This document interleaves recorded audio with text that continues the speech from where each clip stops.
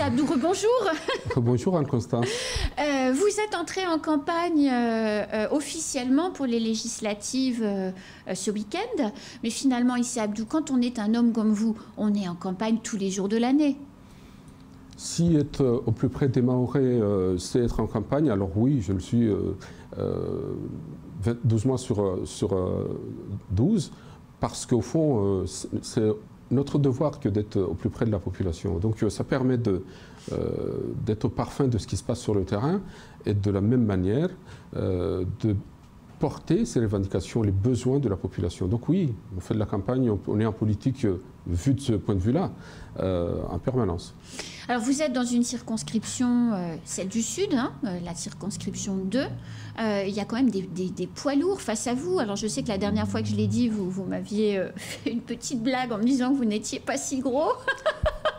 Mais finalement, il y a quand même des personnalités qui comptent, puisque vous allez affronter Mansour Kamardine, député sortant de la circonscription.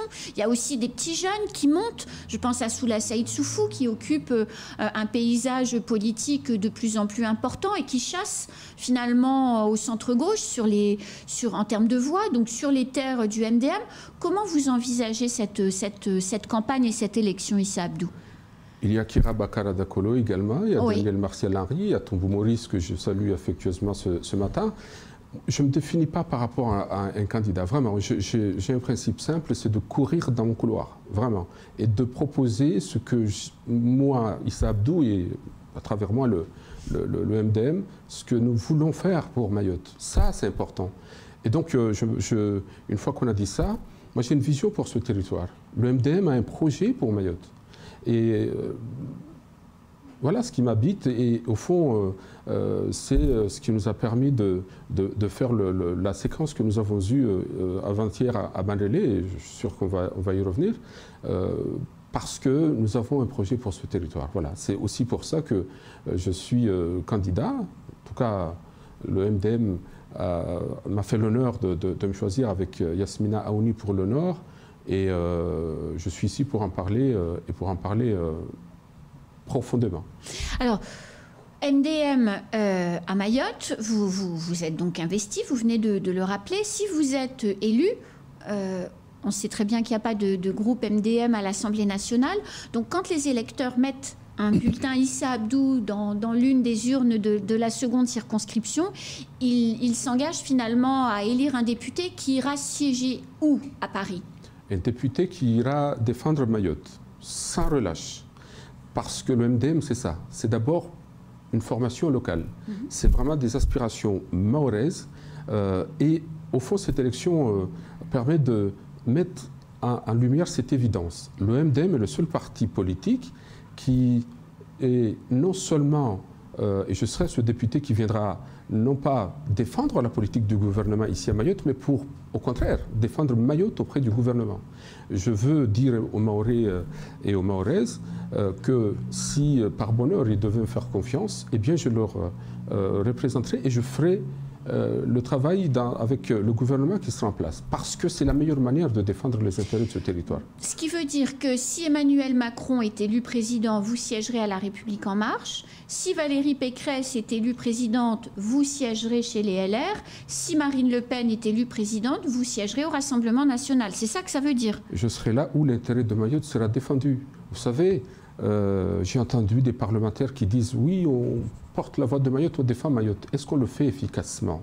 Moi, je pense qu'il faut, au-delà des mots, moi j'aime beaucoup la littérature, j'aime beaucoup la rhétorique, mais il faut des résultats. Et la meilleure manière de le faire, pour y arriver, eh bien c'est de pouvoir proposer des textes de loi qui seront validés, entendus, et défendre Mayotte, pour moi, c'est ça. C'est avoir des résultats tangibles. C'est pas tant. Lorsqu'on fait une profession de foi, on s'engage. Oui. Les mots ont un sens. Oui. On dit aux Mahorais ce que on va faire.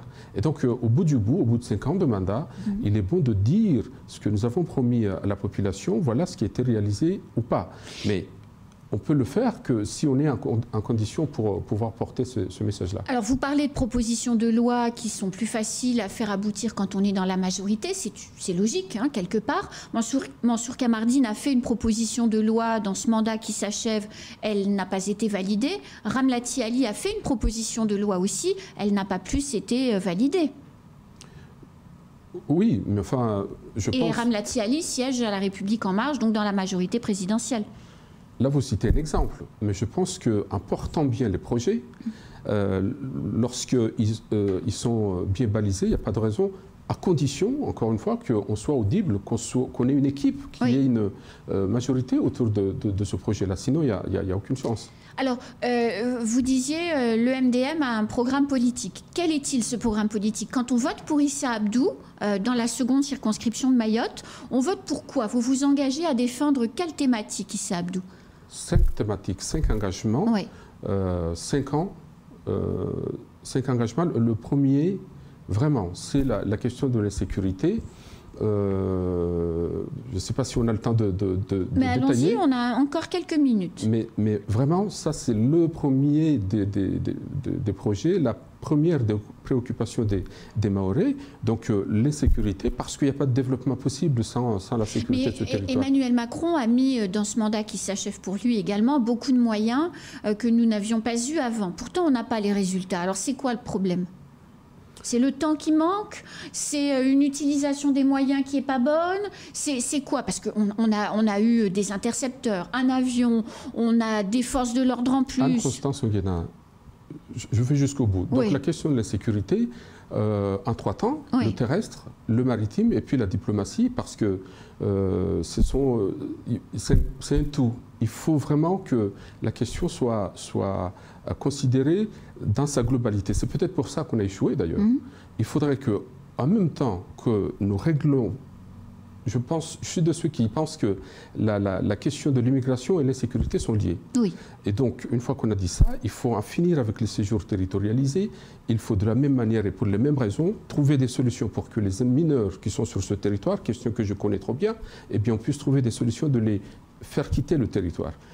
Les mineurs isolés ou les mineurs qui ne sont pas forcément isolés? Qui posent problème à ce territoire. Parce qu'il y a aussi les mineurs de 17 ans, par exemple, qui ne sont pas isolés, qui ne sont pas délinquants, mais qui, le jour de leur 17e anniversaire, pleurent chaque jour en attendant le 18e, parce que le jour du 18e anniversaire, ils sont fichus. C'est-à-dire, ils ne peuvent plus travailler, ils ne peuvent plus faire leurs études, ils n'ont plus rien. Alors, il faut une loi pour baisser la majorité pénale. Alors, il faut faire en sorte que l'ordonnance de 45, qui considère qu'un mineur qui commet un délit n'est pas un délinquant mais un mineur, change. Voilà ce qu'il faut changer à Mayotte, s'agissant en plus d'un territoire aussi concerné par cette question. Donc la question de l'insécurité, là je parlais du territoire, du terrestre, pardon, mais le maritime, par une brigade gendarmerie maritime, avec un préfet maritime, avec des moyens de police en mer, et puis la diplomatie. L'accord cadre qui a été signé en juillet 2019 prévoit 150 millions d'euros pour les Comores, avec cette condition qu'il faut que les Comores bloquent les ressortissants comoriens qui quittent leur pays pour venir à Mayotte. Ça n'a pas été respecté, on continue comme ça jusqu'au quand. Mais voilà quelques pistes. Dans l'accord cadre, il était écrit noir sur blanc qu'il ne devait pas y avoir de donation d'argent en direct, mais que c'est l'AFD ou d'autres structures en local qui géreraient pour éviter les détournements. On a signé il y a 3 semaines des 20 millions, je crois, de formation. On fait un chèque à l'Union des Comores. C'est en dehors de l'accord cadre. Ça ne sert à rien en réalité. C'est ce que je suis en train de vous dire, qu'il faut dénoncer ça, il faut arrêter cela, parce qu'on ne peut pas continuer comme ça à jouer le jeu d'un pays qui, lui, ne joue pas le jeu. Mais on n'arrête pas de le dire, Issa Abdou. Mais je serai un député qui ne signera pas cet accord si on s'engageait vraiment et respecter les termes de l'accord, sinon ça ne sert à rien. Deuxième élément de ce que je veux proposer aux Mahorais, c'est la question de l'égalité réelle, la convergence et l'alignement des droits sociaux. Oui. Ça fait longtemps qu'on en parle. Moi, je veux porter ça et porter ça jusqu'au bout parce que Mayotte est un département français et l'égalité doit être réelle ici comme dans les autres départements.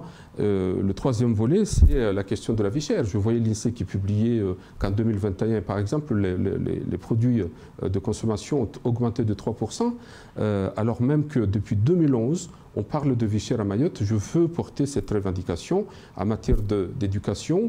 Je veux une université de plein exercice. Oui. Je veux porter les revendications des instituts avec, en revoyant les revenus et les primes, parce que les 13% qui différencient les Mahorais de la Réunion est juste une aberration.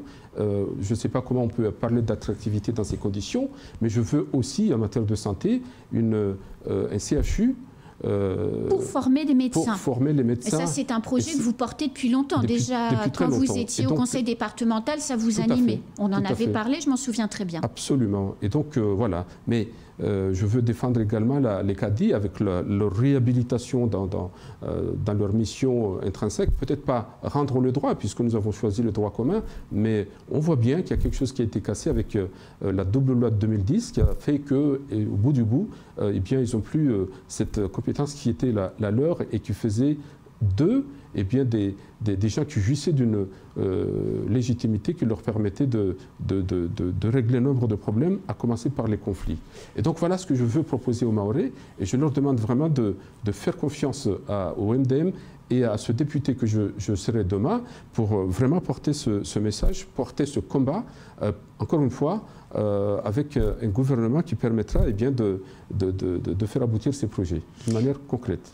Alors, sur votre circonscription, tous les maires, à l'exception du petit morceau de Mamoudzou que vous avez dans votre circonscription, tous les maires soutiennent Emmanuel Macron. Ils étaient pour la plupart à Msamboro et aucun d'entre eux ne cache le soutien qu'il pose à Emmanuel Macron. C'est un avantage dans cette campagne qui commence pour vous ? Peut-être avant même de répondre à cette question, vous dire un mot de ce qui s'est passé dimanche avec l'élection de Mouazari comme présidente du Mouazari à Hamada. C'est un élément important et ce nouveau bureau, je dirais que la journée de dimanche est une journée marquée d'une pierre blanche, vraiment, parce que depuis dimanche, on ne pose plus la question du MDM, mais lequel ?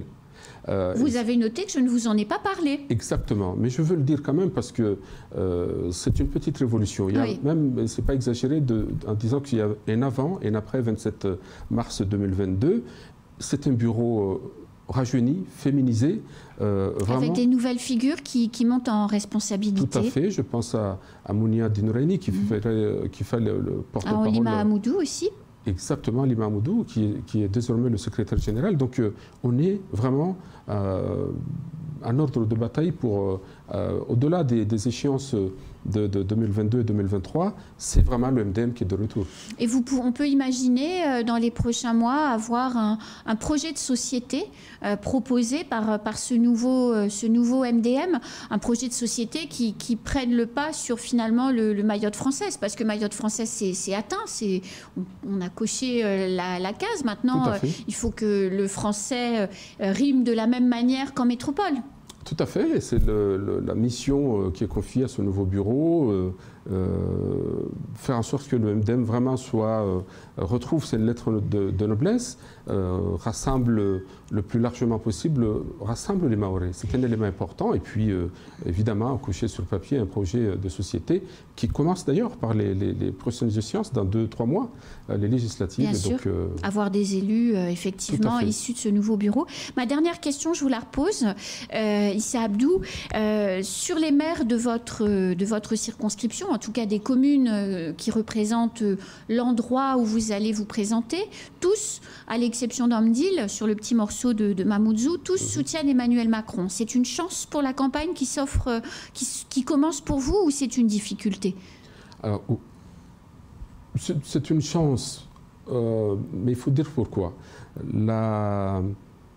Le MDM, parce que je m'inscris toujours dans ce cadre-là, n'a pas donné de consigne de vote s'agissant des présidentielles. Oui. Vraiment, on est focalisé sur les législatives et pour les raisons que j'évoquais tout à l'heure. Dans l'ADN du MDM, c'est vraiment une raison locale. Vraiment. J'entendais ici, dans ces débats, que c'était la cacophonie. Ça voudrait dire que Daniel Zedani qui soutient Marine Le Pen, Esmina Ouni qui soutient Mélenchon et Issa Abdou qui soutient Macron. Et alors ? C'est François Bayrou qui expliquait que si nous pensons tous la même chose, c'est que nous ne pensons plus. Au MDM, il y a ce débat. Et c'est une chance. Et il ne faut pas que ça tourne à la cacophonie, vous avez raison, mais il y a le débat. Et c'est heureux. Pour ce qui me concerne, moi j'ai fait le choix du président de la République pour deux raisons. La première, c'est d'abord parce que je suis très attaché à la continuité. Je l'ai défendu lorsque j'étais au conseil départemental. Je le pense vraiment parce que je pense qu'un mandat ne suffit pas pour mener à bon port tout ce qu'on a envie de faire pour le pays. Bien sûr. Il y a des signes qui ne trompent pas. C'est vrai, en matière d'insécurité, on en parlait tout à l'heure, je serais un député exigeant si par bonheur j'étais élu et je travaille avec ce gouvernement, mais exigeant parce qu'il faut que Mayotte trouve son intérêt. Mais en même temps, je donne un blanc, pas un blanc-seing, mais un quitus pour qu'il y ait cette continuité parce que je pense que c'est nécessaire pour le pays. Le deuxième élément, c'est sur le fond véritablement, je considère, moi qui étais en charge du social par exemple, les avancées majeures que nous avons eues, on a parlé de l'ARS de plein exercice, on a parlé du rectorat, on a parlé de beaucoup de choses, mais moi ce que j'ai vécu, mais vraiment c'est pas une légende, c'est vraiment, je l'ai vécu en live comme on dit, les compensations que nous avons eues au niveau du social, inédites. Nous les avons eues parce qu'en face, on avait un gouvernement qui avait une oreille attentive et c'est une réalité. De la même manière, les 270 millions que nous avons eus là aussi au CHM, parce que j'étais président du conseil de surveillance du CHM, qui nous permettent aujourd'hui de projeter le deuxième hôpital de Mayotte. Je suis de ceux qui pensent qu'il faut un CHU, mais c'est un autre débat. C'est un autre débat, mais oui. ça a été possible que parce qu'il y a eu des interlocuteurs qui nous ont écoutés. C'est déjà la fin de ce temps de parole, Issa Abdou, je suis désolée. Donc c'est une chance. Mais encore une fois, le MDM, on est mahorais, on raisonne local, et je serai ce député exigeant vis-à-vis du gouvernement qui sera là, quel qu'il soit, pour que Mayotte trouve son compte et son intérêt. Vous revenez bientôt pour poursuivre la discussion, parce qu'on a encore plein de choses à se dire. Hein. Et avec les biscottos, une fois que j'aurai fait le sport comme il faut. Merci à vous. C'est la fin de ce temps de parole. Tout de suite, la suite de nos programmes.